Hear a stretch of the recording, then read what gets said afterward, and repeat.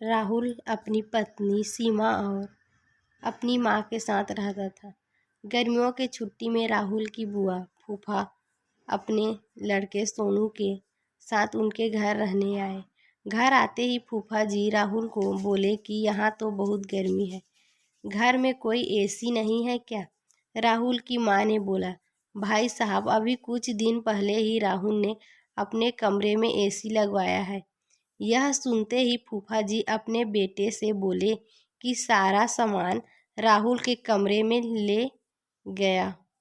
राहुल और उसकी पत्नी सीमा चुप रहे क्योंकि उसने सोचा कि कुछ दिनों की तो बात है। इस तरह बुआ फूफा जी को राहुल के घर रहते 1 महीना हो गया। राहुल ने अपनी माँ से पूछा कि बुआ जी कब जाने वाली है? हम कब तक ऐसे ही हाल में सोकर अपना गुजारा करेंगे? राहुल की माँ बोली, बेटा रिश्तेदारी का मामला है, हम कुछ कह भी तो नहीं सकते। राहुल की पत्नी सीमा बोली, वह सब तो ठीक है, लेकिन उनका छोटा लड़का सोनू सारा दिन घर में उद्यम करता रहता है। कल तो उसने हमारा नया सोफा बुरी तरह फाड़ डाला। राहुल इस बात पर बहुत गुस्सा हुआ कि नया सोफा फाड़ दिया। वह अपनी पत्नी से बोला, तुम सोनू को ऐसा करने से रोकती क्यों नहीं? सीमा बोली, जब से बुआ फूफा जी आए हैं कुछ न कुछ खाने की डिमांड करते हैं, जिससे मेरा और माँ जी का सारा दिन तो रसोई में ही बीत जाता है। राहुल ने कहा कि मैं अभी जाकर फूफा जी से पूछता हूँ कि वह आखिर कब जाएगी।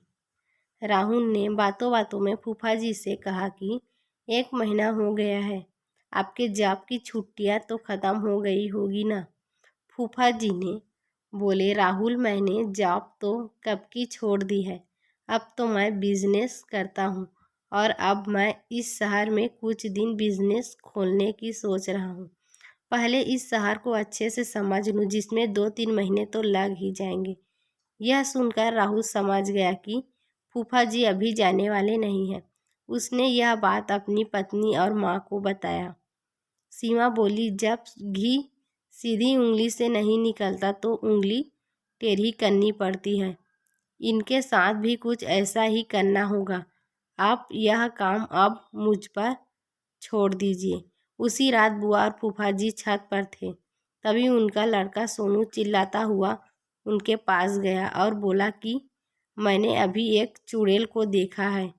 तभी एक चुड़ैल वहाँ आ गई और बुआ और फूफा जी को बोली कि तुम में से कौन पहले मेरा भोजन बनाना चाहेगा? चुड़ैल को देखकर वह बहुत डर गया और उस घर से भाग गया।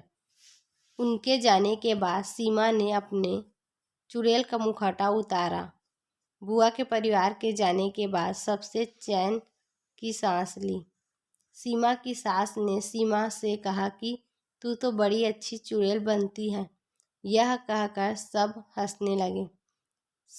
इस कहानी से हमें यह सीख मिलती है कि हमें किसी भी रिश्ते का गलत फ़ायदा नहीं उठाना चाहिए। जिस तरह बुआ के परिवार ने अपनी रिश्तेदारी का गलत फ़ायदा उठाया और दूसरों को परेशान किया।